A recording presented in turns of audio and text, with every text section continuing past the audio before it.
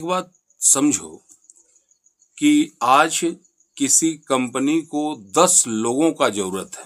Company नहीं, मान लो government में किसी पोस्ट के लिए 10 लोगों का जरूरत है, सरकारी नौकरी है 10। क्या लगता है कितने लोग यहां पर अप्लाइड करेंगे? अगर 10 सीट के लिए भी अगर सरकारी नौकरी हो ना, तो 10,000 लोग वहां अप्लाई करेंगे। अब सवाल है, सीट ही 10 है और लोग यहाँ पे 10,000 लोग हैं, नौकरी तो 10 को ही मिलेगा ना।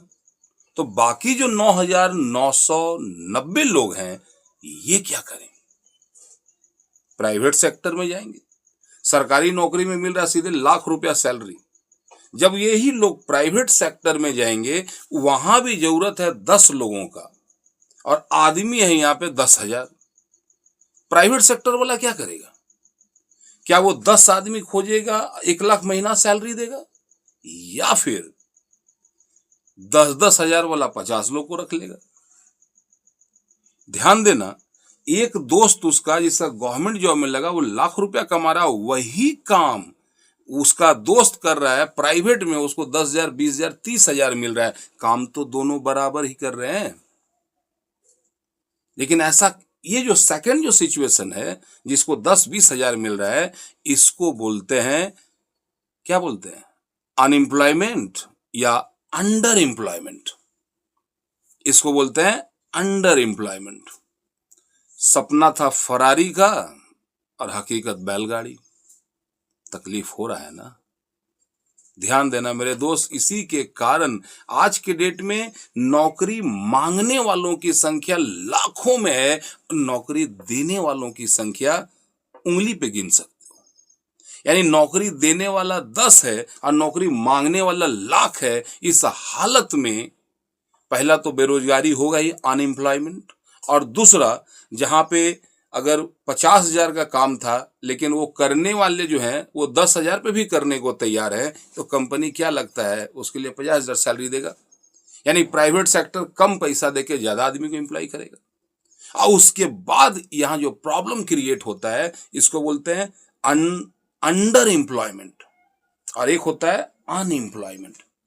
जिसको नौकरी नहीं लगा वो सोच रहा है कि कुछ तो मिल जाए, और जिसको मिल रहा है वो देख रहा है कि सामने वाला जो है वो तुम उससे कम टैलेंटेड था, लेकिन वो जगह सही पे था और वो लाखों में कमा रहा है। तकलीफ है ना? इसी तकलीफ को दूर करने के लिए एजुकेशन में थोड़ा सा चेंजेज लाया जा रहा है। अब एजुकेशन डिग्री के आधार पर नहीं होगा, अब एजुकेशन स्किल्ड बेस होगा। और ध्यान देना कि प्राइवेट सेक्टर हो या गवर्नमेंट सेक्टर हो, वहां पे पैसा आपको तब मिलता है जब आप कुछ ना कुछ काम करते हो। लेकिन पूरा एजुकेशन सिस्टम में करने के बारे में कुछ कहा ही नहीं गया है, सिर्फ बोला है पढ़ो। अब भाई A+B का होल स्क्वायर बहुत मेहनत करके खूब पढ़े, अब हमको बताओ, किसी भी चाय दुकान के पास भी जाके फार्मूला बताओगे तो 1 कप चाय मिलेगा? नहीं मिलेगा। प्रॉब्लम है ये। इसी प्रॉब्लम को दूर करने के लिए iDigitalPreneur आपके लिए लाया है स्किल्ड बेस्ड ट्रेनिंग, जहां पे हम ऑनलाइन मोबाइल के द्वारा पैसा कमाने के 50 तरीके सिखाते हैं। और सिर्फ सिखाते नहीं है, जब आप सीख गए तो उस स्किल को यूज करके पैसा कैसे कमाओगे, आपको कस्टमर कहां से मिलेगा, इस कस्टमर का सपोर्ट भी iDigitalPreneur ही आपको देगा। जितना भी आप सोच सकते हो उतना आप कमा सकते हो। अगर बात में थोड़ा सा भी कुछ अच्छा लग रहा हो तो एक रिक्वेस्ट करता हूं, ये जो दिख रहा है ना नीचे नंबर, इस पे या तो आप कॉल करो या फिर व्हाट्सएप करके यस टाइप कर दो। मिलते हैं कॉल पे, वहीं पे बात करेंगे हम लोग, ठीक है? Thank you.